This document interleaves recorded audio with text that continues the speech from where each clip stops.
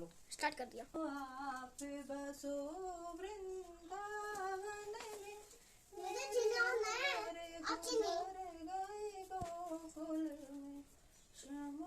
Hey guys, welcome back to my channel. तो I hope आप लोग अच्छे होंगे। और आज है जितिया का दिन। तो आज मैं सुबह सुबह नहाकर पूजा कर रही हूँ। सुबह सुबह पूजा करने से बहुत ही मन को फ्रेशनेस महसूस होता है, बहुत दिमाग शांत रहता है। तो मैंने सोचा कि चलो आज फास्टिंग है ही तो पूजा भी कर लिया जाए। और हालांकि मुझे टाइम नहीं मिलता है, मैं रेगुलर पूजा नहीं करती हूँ, लेकिन जब भी मुझे मौका मिलता है पूजा करने का तो मैं बहुत श्रद्धा से, बहुत भक्ति से पूजा करती हूँ। और सुबह का हो गया है और अब मैं शाम को जा रही हूँ पूजा करने के लिए। तो अभी शाम का वक्त है, यानी कि रात हो चुकी है और दिन भर मुझे मौका ही नहीं मिला। मैं बहुत थकी हुई थी तो मैं लेट गई थी। और अभी नहा वहा कर मैं आ गई हूँ पूजा के स्थान पर। अपना पूरा व्यवस्था कर लिया है और पूरा अपनी तैयारी करके बैठी हूँ। और ये रही मेरी पूजा की सारी सामग्री और अब मैं पूजा करना स्टार्ट कर दिया है। ये मेरा जितिया है और जो मैं मार्केट से भी लेकर आई थी वो भी मैंने यहाँ पे रख दिया है।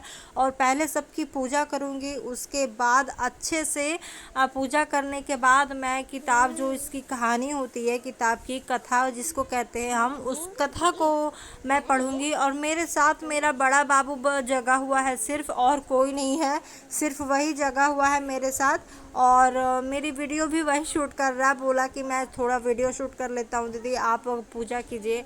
तो मैंने कहा कि ठीक है चलो कर लो तुम। और मैं पूजा कर रही हूँ। तो मैंने इसमें साउंड इसलिए डाला है क्योंकि वीडियो में वो साउंड नहीं दे पाया, तो उसको उतना नहीं पता है। तो मैंने सोचा चलो मैं साउंड इसमें डाल दूँगी और क्या।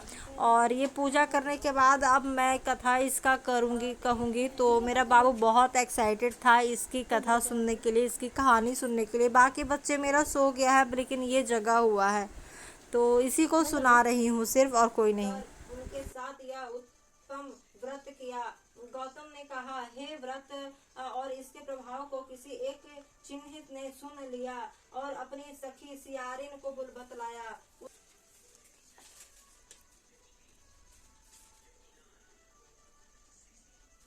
बैठी हुई अपनी सखी को सुनाया। सियारिन ने आधी कथा सुनी थी कि उसे भूख लग गई और वह उसी समय शव से भरे हुए शमशान में पहुंची। वहां उसने इच्छा भर मांस का भोजन किया और चिल्ही बिना कुछ खाए पिए रह गई और सवेरा हो गया।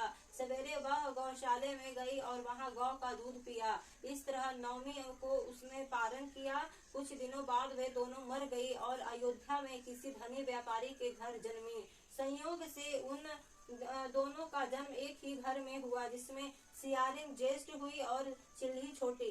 वे दोनों सभी शुभ लक्षणों से युक्त थे, इसलिए बड़ी लड़की काशीराज के और छोटी उसके मंत्री के साथ गृहपत्य अग्नि के सामने विधि पूर्वक ब्याही गई।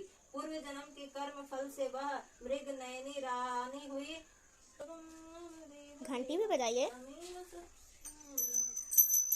ओम जय जगदीश हरे, स्वामी जय जगदीश हरे, भक्त जनों के संकट क्षण में दूर करे।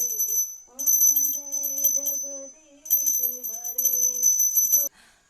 तो गाइस, अभी अभी मेरी पूजा ख़त्म हुई है और आप देख सकते हैं मैं बहुत सारा पहन कर रखा है। खुल भी गया, मतलब बहुत सारा है मेरे पास अभी।